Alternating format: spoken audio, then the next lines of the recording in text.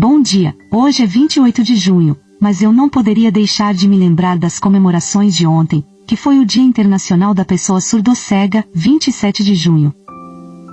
Somos levados a refletir sobre aqueles que, apesar de verem e ouvirem, não percebem as maravilhas de Deus nem escutam as palavras de Jesus, como um viajante em um deserto luminoso que, mesmo sob o brilho do sol, não enxerga a beleza ao redor. Muitos caminham pela vida sem perceber a grandiosidade divina.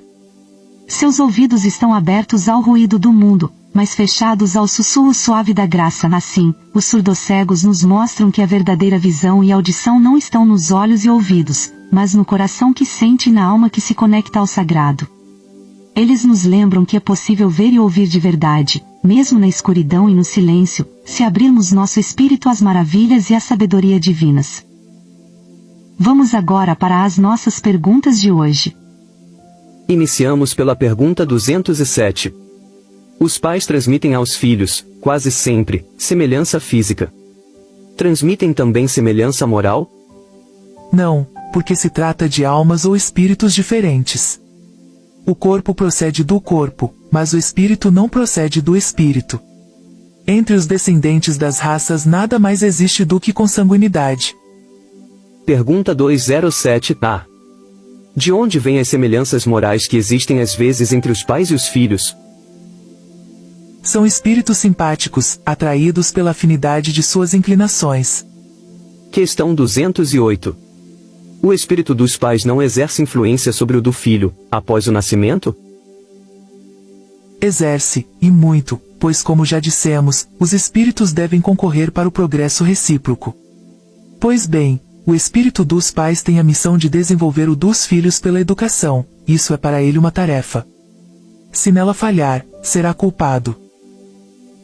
Pergunta 209. Por que pais bons e virtuosos têm filhos perversos?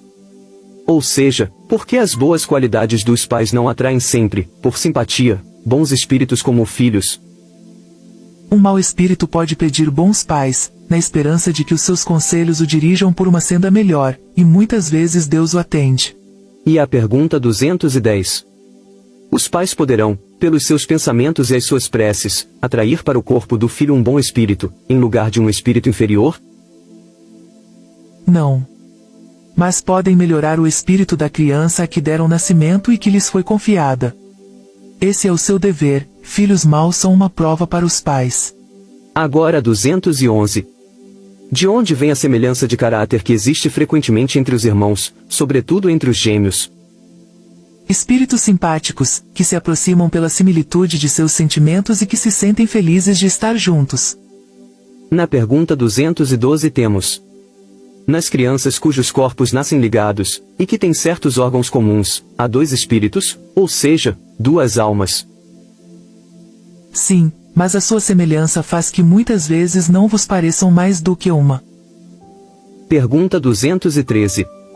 Mas se os espíritos se encarnam nos gêmeos por simpatia, de onde lhes vem a aversão que às vezes se nota entre eles? Não é uma regra que os gêmeos tenham de ser espíritos simpáticos, espíritos maus podem querer lutar juntos no teatro da vida. Pergunta-se na questão 214. Que pensar das histórias de crianças que lutam no ventre da mãe? Imagem. Para figurar que o seu ódio era muito antigo, fazendo remontar à fase anterior ao nascimento. Geralmente não percebeis bem as imagens poéticas. Pergunta 215. De onde vem o caráter distintivo que se observa em cada povo?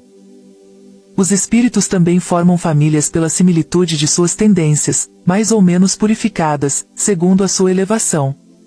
Pois bem, um povo é uma grande família em que se reúnem espíritos simpáticos. A tendência a se unirem, que tem os membros dessas famílias, é a origem da semelhança que determina o caráter distintivo de cada povo. Acreditas que espíritos bons e humanos procurarão um povo duro e grosseiro? Não.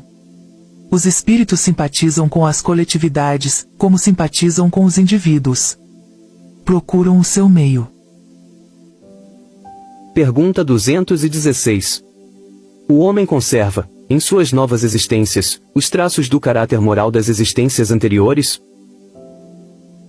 Sim, isso pode acontecer. Mas ao melhorar, se ele se modifica. sua posição social também pode não ser a mesma. Se de senhor ele se torna escravo, suas inclinações serão muito diferentes e teríeis dificuldades em reconhecê-lo. O espírito sendo o mesmo, nas diversas encarnações, suas manifestações podem ter, de uma para outra, certas semelhanças.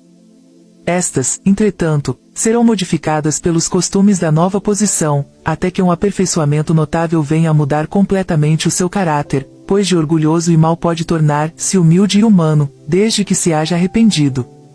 E finalmente a pergunta 217. Nas suas diferentes encarnações, o homem conserva os traços do caráter físico das existências anteriores? O corpo é destruído e o novo corpo não tem nenhuma relação com o antigo. Entretanto, o espírito se reflete no corpo. Embora seja este apenas matéria, é modelado pelas qualidades do espírito, que lhe imprimem um certo caráter, principalmente ao semblante, sendo pois com razão que se apontam os olhos como o espelho da alma, o que quer dizer que o rosto, mais particularmente, reflete a alma. Porque há pessoas excessivamente feias, que no entanto têm alguma coisa que agrada, quando encerram o espírito bom, sensato, humano, enquanto há belos semblantes que nada te despertam, ou até mesmo provocam a tua repulsa. Poderias supor que só os corpos perfeitos encarnam espíritos mais perfeitos que eles, quando encontras, todos os dias, homens de bem sob aparências disformes? Sem uma parecença pronunciada, a semelhança dos gostos e das tendências pode dar, portanto, aquilo que se chama um ar de conhecido.